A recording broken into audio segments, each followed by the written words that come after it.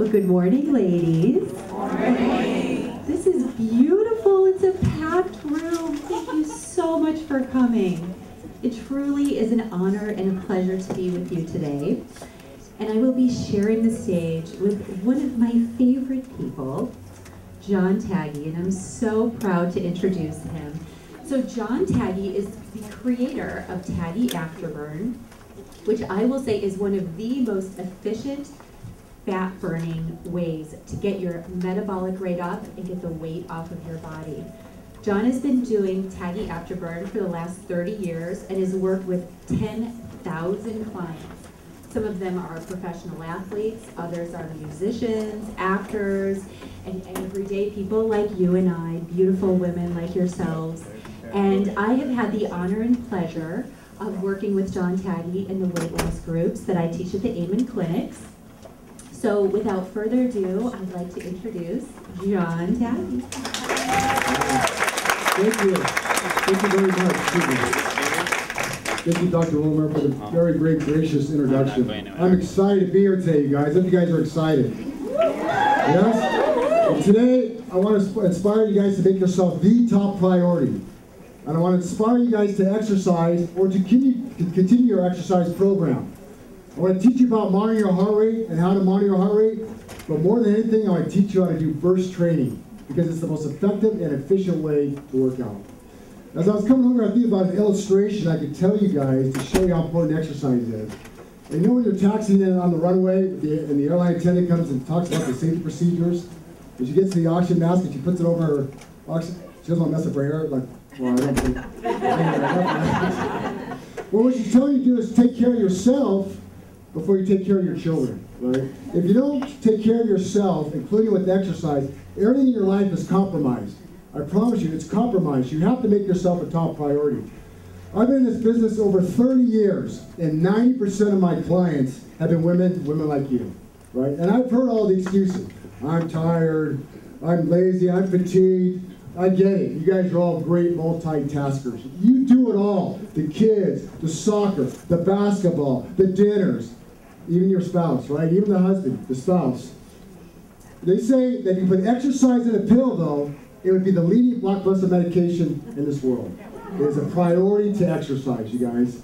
I want to introduce to you one of my clients named Susan. Susan came to me 3 years ago. Susan was 90 pounds overweight. She was depressed, fatigued, low self-esteem, not a priority. And the last time she went to a family trip in Las Vegas, they didn't let her on the zip line. Can you imagine, you guys? On a zip line, up there in front of her family, you're too heavy, right? So Susan called me the very next day. She told me, I'm ready to make myself a top priority. I said, Susan, come on. I'm going to put you on a heart rate monitor program. We're going to put you on a treadmill. We're going to start at 2.4 miles per hour on a treadmill. Anybody do treadmill work here? 2.4 is pretty slow, huh? Methodically moving. No, hold on. I go, come on, Susan, relax. No, man, I'm scared. To fast forward to today, after doing intimate bouts of 9.6 miles on the treadmill, here's Susan today, 60 pounds lighter, right, by doing burst training. But not only that, she's energetic, she's confident, her relationships are improved, right? She takes less medication by making herself a priority. Now she's a zipline enthusiast. And what is this burst training we're talking about? First of all, there's a misconception out there that you have to go between 40 minutes to 2 hours to work out, right? You gotta go to the gym every 2 hours, 7 times a week to work out. But the reality of it is that burst training is the most effective and efficient way to get the benefits of a 2-hour workout. And who has 2 hours to work out a day? Does anybody? No? I don't. Burst training is the most effective and efficient way to train. So wrong on the 2-hour workouts. It's 30 to 60 seconds of all-out work followed by recovery.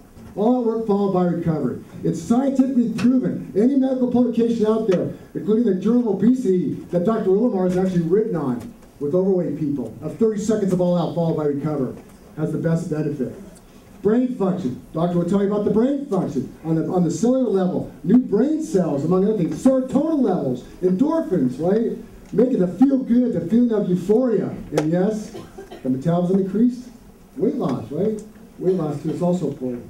I'm telling you guys, we have to exercise. We've lost the luxury of time. We have to do it. But in every aspect of your life gets better. You're going to go see a finance person today? That gets better when you exercise, right? You're going to go get a motivated speaker about how to change your clothes or whatever. Whatever it is that you're going to take in with the speakers, exercise has to be part of that component. I've been doing this 30 years. Everybody up. You want to try it? Let's try some bursts. Everybody up. Let's get some room. Get some room. Hang on to repeat issues. Right, we're not going to do it. Take off your shoes. Take off your shoes. All right?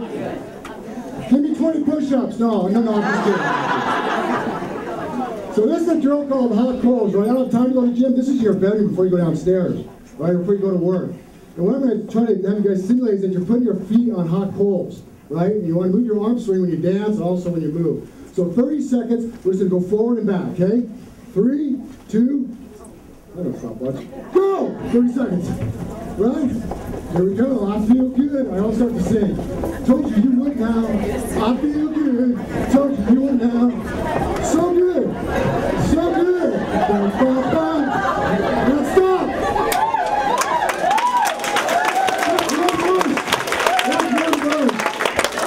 Look at you guys. I wish I had a camera. Right? Anyway, it's important to make it fun. So let's do it again, but I want to add some music. Ready? Yeah. 3, 2, 1. Go, everybody up. Let's do it again. Woo! Come on, baby. Forward and back. 10 seconds. Don't put your feet. Excellent. Excellent. Excellent. How we doing? Good? Man, did you guys feel good? Come on now. Woo! Now stop. Feel the energy, guys. The gym in Florida. Who needs to go to the gym, right? This improves every aspect of your life. I promise you. 30 years of doing this. Go and sit down, you guys. Now I'm all hyped up. What is afterburn that is caused by burst training? It is the calories burned post-minute after you've worked out. Brain function. Doctor's going to talk about the brain function. The serotonin level and the dopamine is all right. The endorphin highs. The self-esteem. And weight loss. Calories you burn post-workout per minute. Does everybody know how many calories you burn per minute? A calorie a minute, right? That's the general average. How many calories do we burn when we're sleeping? None. Whoa, man. We're always burning calories, right? We're always burning. So where do we get that number higher? Take that 1 minute to a minute and a half, right? To 2 minutes. That's afterburn. It starts to drop off, and then you hit it again. I'm going to give you an analogy, right? Anybody has a husband who has a Corvette? He's in the garage. He's sleeping on his lazy boy. Never does anything. Get up. No. Goes to the grocery store. It's about a 10-minute trip. Every stop sign, a red light, 30 miles an hour, stop. 30 miles an hour, stop. Right? Gets the groceries, go back to the house. You park the Corvette in the garage. He doesn't know you're gone. Well, there's a better way to do it, right? You get the husband's Corvette out, right? Rev it up, right? 80 miles an hour between stop sign and red lights. You get to the grocery store. You get to groceries, you're back in 7 minutes. Great, he doesn't know, but he will know. Because the car's engine will stay hot longer, right? And that's kind of like your metabolism. Let me kind of give you a graphic, okay? It's just a general out there. I'm sure you guys know this, that the average person burns 100 calories a mile. Now, no argument, this is the general formula, mass over distance and time, 100 calories a mile. So if you go 2 miles, 200 calories burned, 0 afterburn, just your minimal basal metabolic requirements. There wasn't any stress. Anybody ever seen a sprinter's body? They're stressed. The guy is lean and mean, right? Here's a 2-mile run, kind of your 6, 8, 10, 12-minute mile average, 200 calories, maybe 100 calories throughout the day, extra on your afterburn. Or 20 minutes of burst training. 20 minutes of burst training. If you're hitting 10 calories a minute, some information for you guys to write down. 10 calories a minute is a good hit in terms of your workout. 200 calories burned, but you burn 750 more calories in a 24-hour period. Why? Because you're afterburn because of the burst training. Brain function, metabolism, where do I sign up? And every aspect of life is better. We have to do this. I've been doing this 30 years, teaching thousands of you guys. I promise you, this is the way to go. And there's programs out there. Don't get me wrong. There's programs out there, right? The second part of this program, why it's so good, is because heart rate monitor. Makes you accountable, measurable. You can't cheat, and it makes you safe, right? I'm working hard, John. I'm working hard. What's your heart rate? 120. Come on, you're not working hard enough. It's a direct indicator of stress, your heart rate, right? So it's important that you guys get a heart rate monitor, or I can teach you how to monitor your heart rate. 3 ways I use. One is the carotid artery up at the Adam's apple. Place your 2 fingers, not your thumb, it has its own pulse, next to the carotid artery, and count for 10 and multiply by 6. That's your exercise heart. That's archaic, I know, that's old school. Or the radial, behind the base of the thumb, your 2 fingers, apply light force, you feel palpitations, count for 10, that's your exercise heart rate, okay? Or a third way, right? Polar is my company I love. They have a heart rate monitor strap that comes right here, picks up at the sternum, and transmits to your watch. If I was to tell you guys one thing today, is to monitor your heart rate and get a system. Because I'm telling you, everybody, technology is all going that way, and Bluetooth and apps and fitness this and fitness that. Get a Bluetooth Polar heart rate monitor. It goes to your iPhone, your computer, it tracks everything, it makes you accountable, right? You kind of get your own personal trainer right in your hand. And if you don't exercise, I promise you guys at some point in time, you're going to have to fight illness. Every aspect of life is better, but if you don't do it, you can expect this. Okay, you can expect this at some point. I came here today to change your life in every aspect. Like you've heard in the beginning what Dr. Wilmar said. I've trained over 10,000. It's not about me, you guys. It's not. Okay, I come from a medical family of 8 Taggies. My dad was a cardiologist at St. Jude's in Fullerton. Anybody ever heard the Taggy name? We all grew up working in my dad's office to inspire people to teach. He'd be on the whiteboard showing about an aorta valve, and the nurses go, "You're backed up, doc." He says, "I don't care. I want to teach these people what's going on with them." All 8 of us have it. All 8 Taggies have it. Most of my family, siblings, in the medical profession is doctors or nurses. I have one sister who ran a national known weight loss program, who's in the audience today.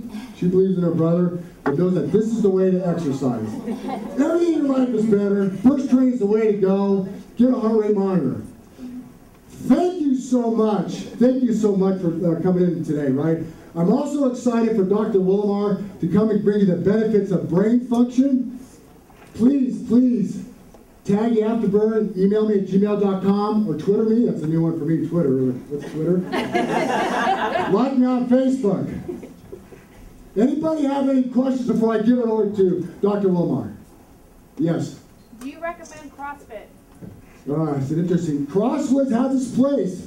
It has its place for structure, but also has its place like all exercise programs for injury. Just moderate and progress. Oh, by the way, with this, you guys, on my DVD, great question, thank you. Progression. Don't go do a 9.6 mile per hour treadmill interval burst, right? Or an elliptical, or a hot call, right? Progressively take it up. As the condition warrants, and you get more fit, or your body gets activated, take it to a higher level. I think any program is good to get you moving. You guys having bad deals in your life, like depression or addiction, or you're not motivated, get moving. Get moving. I promise you, look back today and go, that guy was right. Get moving and get the heart rate up, and every aspect of life is better. I'll say it one more time. One more question? Les. I seriously want to go back to that slide where it said you were burning 750 calories while you're sleeping.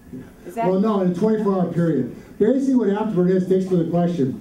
Afterburn is excess post-exercise oxygen consumption. Anybody know that term? It's your breathing, your respiratory rate's higher, you're breathing in more air. There's 20.9% oxygen in the air. You're bringing more in, you're burning more calories. It takes, for 1 liter of oxygen, the general rule is 5 calories. But even at night, you're burning calories, and that number's elevated. That number's elevated, 1.2, 1.3, depending on your lean muscle and the stress and your sleep. The doctor will talk about sleep and the importance of sleep. This will all put into account. Okay. Any other questions? Is that the same as metabolism then? Basically, resting metabolic rate is metabolism. Right. And that's really the key, yes. Yes.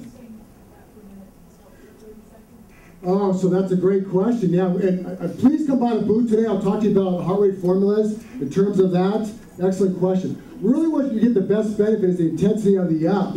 So I want you to recover. So to start, it'd be 30 seconds to a minute. Because if you start to take it out to 2, 3, 4 minutes, the intensity is not there. Usain Bolt, the fastest guy in the world, can't run 19-second 200 meters. right? At some point it starts slowing down. So the intensity of 30 to 60 seconds followed by recovery. What's recovery? You guys want to know recovery magic? When you're mentally and physically ready to attack it again, and then you go again for 30 seconds to a minute. And you can apply this to anything. My wife applies it to cutting roses. She's on the front. It's the truth. Oh, man, she's happy. Are you guys good? I want to introduce you to Dr. Wohlmeyer. Okay, she's going to come on up. She's the director of neuroscience at the Amen Clinic. She is highly talented, and I have the pleasure to share the stage with her. Thank you very much.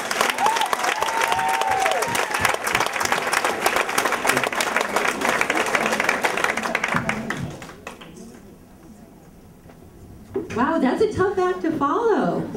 Well, John's got us all up and excited, got our blood pumping, we're getting oxygen to our brain. So the second part of the talk, I wanted to talk about ways that we can maximize our success with weight loss and exercise. Would you like to learn about that? Yes. So I have had the good fortune of working at the Amen clinics, and I'm not sure if any of you know who Dr. Daniel Amen is. You might have seen him on PBS. Yes, show of hands. Excellent.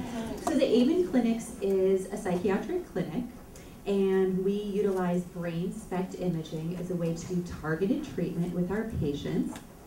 So I have the benefit of being their director of research, and I get to do all of the fantastic research studies that we do at our clinic. One of the first things that I did when I began working for Dr. Amen is we did the largest study on living NFL football players. So you've heard about this in the news, that playing football is a brain-damaging sport. So we started doing this 5 years ago. And what we found after working with the first 10 players is that these brains were in need of rehabilitation. They were a complete disaster. So part of the rehabilitation efforts were doing very simple things like natural supplements, dietary and lifestyle changes. So yours truly ran a weight loss group for NFL football players. Yes, I had 100 players, and of course, I'm not a trainer, I am not John Tagge, so I needed to be creative to teach these guys how to lose weight. The weight loss group was so successful that I began doing it with our patients at the clinic, many of whom are the target audience here today. So we have women between the ages of 30 and 65 that have been coming to see me for the last 5 years for help with weight loss. So the strategies that I'm going to teach you today, I'm going to teach you 4 strategies on how to maximize the efficiency of achieving your weight loss goals. Now, John Tagge is part of that strategy because I've actually brought him into my classes to help teach the women how to burst. And you can see how amazing the bursting is, right? Even that short bout of energy, it's amazing. It can accelerate your metabolic rate all the way through the day into the evening while you're sleeping. We've monitored that with the monitors that you can wear on your wrist. So before I get into that, I mean, the title of this segment is Putting Yourself First on Your To-Do List. Now, how many of us do this, right? We as women are natural born nurturers. I mean, biologically, we're wired to have children and raise them into adulthood. So right between the ages of 15 and 55, all we're doing is nurturing.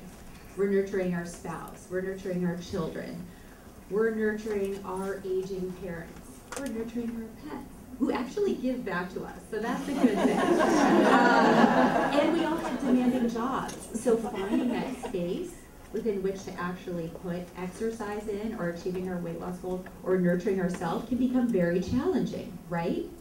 I myself know I have a mom with cancer, I have a boyfriend who's had a major hip surgery, and I have a pet that I take care of, and a demanding job. So just like you ladies, I've got to really work on carving out that space to put myself first. But before we get into that, I want to get into the 4 steps that I think are important to achieving your weight loss goals. And step number 1, and I teach this to everybody, my weight loss groups, is knowing your motivation. So why do you care? Why is it important for you to lose weight? I want you to set that intention. And that could be because you want to get into your skinny jeans, or you want to look great for your spouse, or maybe you have health issues, metabolic syndrome, diabetes, so you need to get healthy for those reasons. So I want you to write that down, because writing it down and actually putting it on paper and reading it helps to put that into your brain space. So I want to offer you up one suggestion that I've learned from the research that we've done in the Amen clinics, and this is why I brought up the NFL study. We decided to look at the brains of people who were normal weight versus those who were overweight, at least in our NFL players. And what we found was really disturbing. So excess weight on the body actually limits the function of your frontal lobes. So that's your prefrontal cortex. The prefrontal cortex is so important. It helps us to make good decisions in life. It's the centers for empathy. It's the centers for organization and self-control. So having lower function in that prefrontal cortex is not a good thing. And we looked and we thought, well, we looked at this in these brain damaged athletes. Why don't we look at it in healthy people? So we then did a study in healthy adults and asked the same question. If we looked at the healthy weight people versus the overweight people who had no other health issues, what would we see in the brain? We saw the same thing, decreased perfusion and function in the frontal lobes. Well, this is not a good thing, lady, because again, our frontal lobes are like the CEO of our brain. This is where we make good decisions. So when I get into knowing your motivation and why is it important to lose weight, I like to offer up a brain health reason. So the more we have excess weight on our body, the smaller our brain size. And there's numerous studies that have been done that show that, because fat on the body is actually an inflammatory organ. And it produces something called inflammatory cytokines that actually poke holes in the cell membranes of your neurons and the cells of your body. So when I say to my patients, I want you to get really clear on your motivation for weight loss, you may want to add brain health to that. So once you get clear on your motivation and you've written it down, I want you to set a goal. So many times I will teach classes for 10-week periods of time because it takes 2.5 months to change a habit. So I want to work with people over those 2.5 months to really get them inspired to do something and have the accountability to do it. So what I have everyone do is write down the goals of the things they want to achieve within that 10-week period. They write it on a piece of paper, and then I take that, and at the end of the 10 weeks, we look and see if they've achieved those goals. So part of it is the accountability factor. So if you want to achieve certain goals, I want you to write them down, and then I want you to give them to someone. Give them to your husband, give them to your trainer, give them to someone that you're going to be accountable for. So does that make sense? Step one, knowing your motivation, and then writing down your goals so that you're accountable for the outcome. Step two, I want you to set the intent to put yourself first and then consciously create that space to do it. Because how many of us find that time in our schedules to get the workout done every day? Do we have that? Show of hands. Okay, I see like 8, 10 maybe, and this is a packed room. So first, setting the intention to put yourself first. What I want to share with you is we've done research looking at the difference between male and female brains. So we actually looked at 46,000 brain spec scans. Oh my God, a large number. And as many of you women know, okay, we're very different from men, right? So do you want to know what the differences in our brain is versus theirs? Ours are bigger. Well, you're right. That prefrontal cortex that I talked about, which gets damaged when you have too much weight on your body, it's larger in women. Yay! We make better decisions, and we know that, don't we? So we have a larger prefrontal cortex. What that means, so the prefrontal cortex is our seat of empathy, right? Aren't we more empathetic as women? We care more about people. We sort of understand how they feel, and that's why we're such givers. Because we have empathy. We're nurturers. We're more collaborative, right? Men are more competitive. Women's brains are wired to be more collaborative. Women's brains also have a lot of excess activity compared to men. Right? We're hypervigilant. That's why women always remember the birthdays, the anniversaries, and men always tend to forget them, right? Because they're not as hypervigilant. Women's anxiety centers tend to be higher. And we always say a little bit of worry is good because worry can make you achieve your weight loss goals. Worry can get your kids to the doctor, or your husband to the doctor. But too much worry turned inward makes us anxious. So women with these overly active brains tend to suffer from more mood disorders like anxiety and depression, which is why it's really important to get exercise in. Because women tend to have lower serotonin levels. So do women know what serotonin is? It's that feel-good neurotransmitter.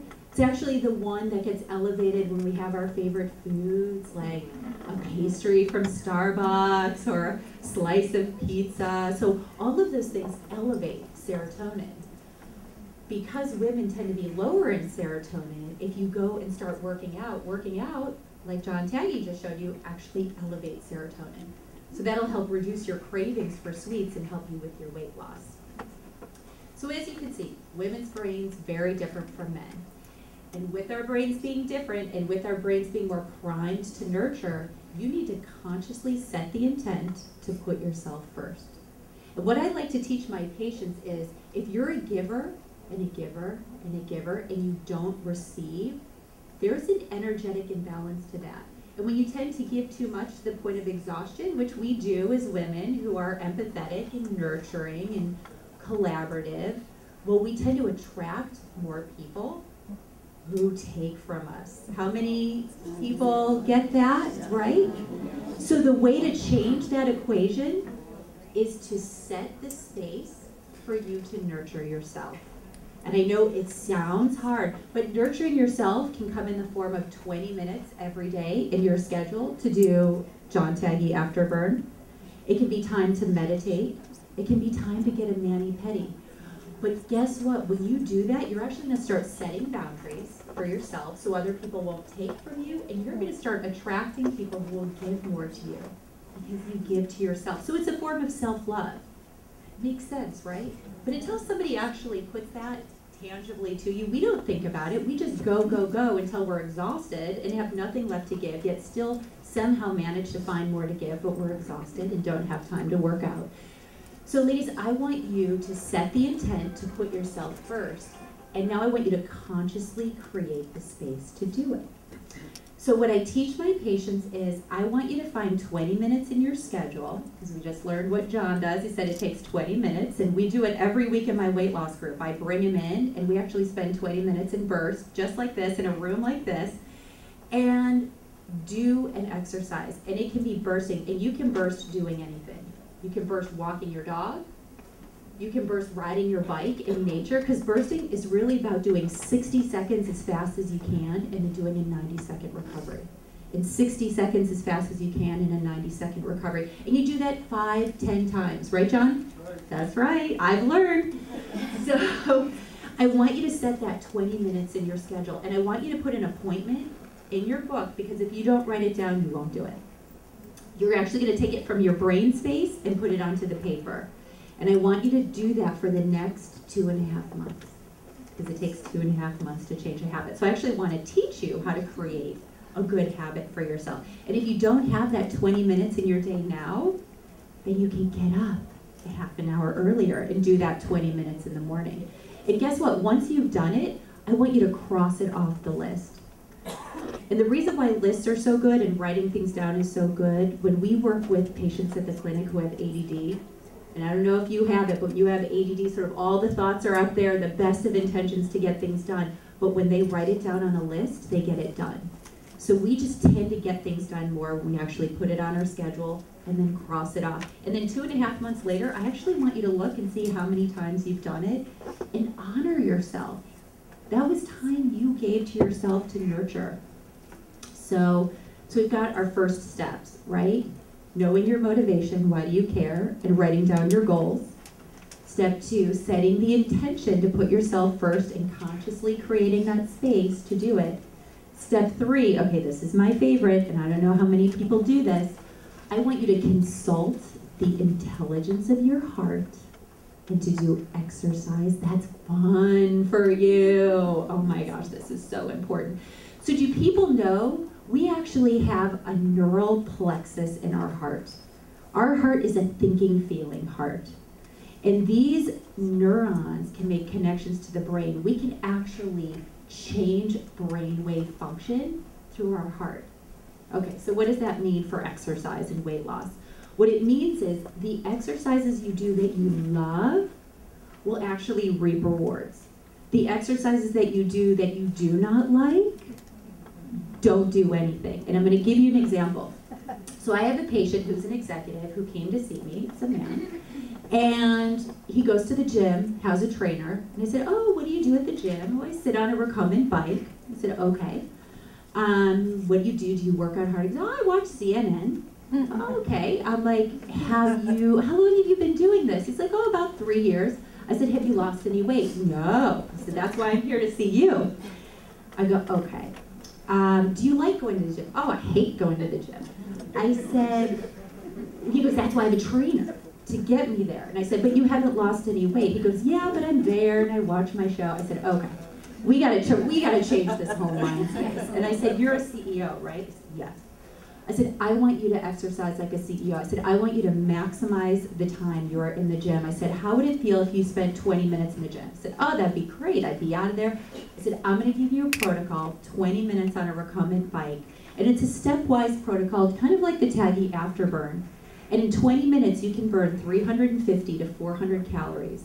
And you're gonna get off that bike and your glutes are gonna hurt and you're gonna feel it in your legs. But guess what? You're gonna come back in and do it the next time. It's gonna be easier and you're gonna start to see weight loss. And that's exactly what happened. So he went for years doing the same thing, sitting on that recumbent bike for 45 minutes, watching CNN. And as John said, right, an hour of just phoning it in, for many people doesn't work.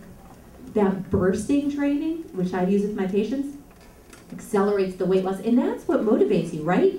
You want to actually see the results. Same thing happened with one of my NFL players, right? I had to teach this weight loss group. They don't want to work out. That's what they did for a living, going to the gym. So I said, what sounds like fun? Oh, Dr. Wilmer, swimming sounds like fun. I said, get your ass in the pool. I said, we're gonna go to the pool. And I said, you know what? I'm pain. Oh, the neck pain and the back pain. I said, you know what? I go, that water will support your joints. There's a calming energy that goes across the whole body when you're in the water. I said, I want you to get a kickboard, just like a 5-year-old would do. And I said, I want you to go back and forth, and you report back to me how many laps you did. So the first time you did 7, and it works, right? Just use a kickboard, you're working your legs, or put something between your legs and use your arms. Well, 7 laps became 14. 14 became 25. 25 became 50. He's done it for 3 years. He's lost over 100 pounds. He loves the pool, because guess what? It's fun. It reminds him when he was a child. So when I ask you to consult the intelligence of your heart for what's going to be most fun for you, I want it to be that first answer that comes to mind. And again, that could be just being outside, moving. I like to teach my patients, a stiff body, like one that doesn't work out, is like a stiff mind. It actually sort of creates a rigidity in thinking. A limber body, one that we work out and move, creates a limber, creative mind. So that's, again, this is getting into more of the brain space of being successful with your workouts. Okay, so that's step 3. Well, the cool thing is if you do step 3, and you should ask yourself every morning when you get up, what do I want to do today? Maybe I don't want to go to the gym. Maybe I never want to go to the gym. Even people with John Tagge, okay, some people go, I don't want to do that bursting. That looks hard. And he's so intimidating. Now, when he teaches with me, he's got on the short shirt, the bulging muscles. And, you see he's kind of intense.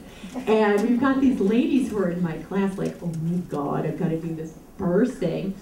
Well, people love him. He is such a kind, caring, compassionate guy. They consult the intelligence of the heart. They go work out with him as their trainer because it's fun. They're like, I don't know if I want to do the bursting, but I actually really like this guy. So people do well with him, right? They come back because it's fun and they lose weight. So whatever it is that's fun, that's what you want to do. So now your heart, right, with its powerful electromagnetic energy, affects the brain. And part number 4 in this whole equation is being mindful of your thoughts and getting your brain aligned for success. Now, elite athletes do it, pro athletes do it. That's what sports psychologists help them do, is to get their brain space and a mindset to be successful. So I don't know if many of you know, but from the minute we get up, we're thinking, to the minute we hit the pillow. And they say on average, we have about 50 to 60,000 thoughts in a day. Oh my God, right? Oh my God, those are unregulated. Unless somebody like me or somebody else who's working with me actually teaches you to mind your thoughts and actually look at the self-talk, And a lot of it's negative self-talk, right? Based on what our parents have taught us or how we were raised or images in the media. We're not good enough, we're not pretty enough, we can't work out hard enough. Well, all that just sabotages our success with anything, with any goal that we want to achieve. So one way to change the negative self-talk is first to realize we're doing it. Because until somebody says it, you actually don't realize it. And we do it over and over again. It's like the hamster wheel. You get on that one thought that just keeps going. Something that we do at the Amen clinics, it's called developing an internal anteater. So ants, automatic negative thoughts. Oh, I gotta speed it up. Okay. And I won't go into that because I don't have time. So I want you to mind your thoughts. 2 quick ways to do that besides, so the anteater is about turning the thought around into something more positive. One thing I'll teach my patients is meditation. So the coolest thing about meditation, and I do it at the end of all my weight loss groups, it quiets the mind to turn off the thought. And sometimes we need breath work to do it. So I'll have my patients take that sort of deep breath in through the nose, expanding the diaphragm, and out slowly as possible through the mouth. And it's amazing when you focus on the breath that you totally forget about whatever that negative thought was that was irritating you. So some people will do breath work or meditation. Other ways to do it is having a gratitude journal about yourself, by the way, and things that you're grateful for, because that works the positive pathways in the brain. And one of the things I love with my patients, because I think the subconscious plays such an important role in being successful with your weight loss, is I have everybody write down on a piece of paper all of the things they want to achieve.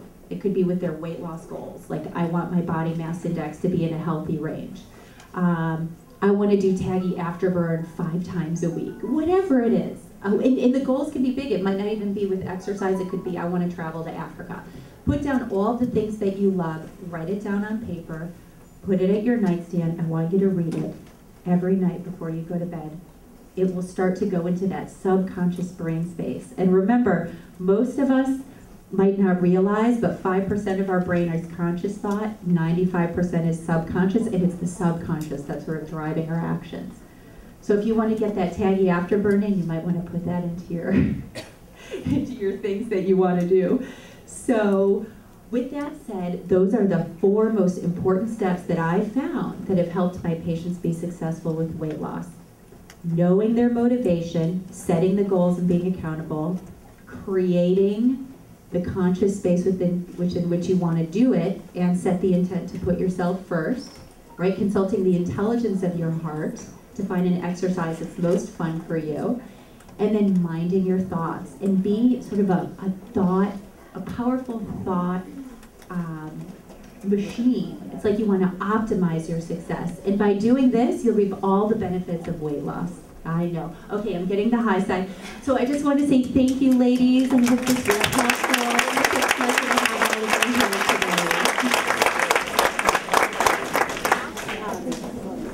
today. Rolling now. So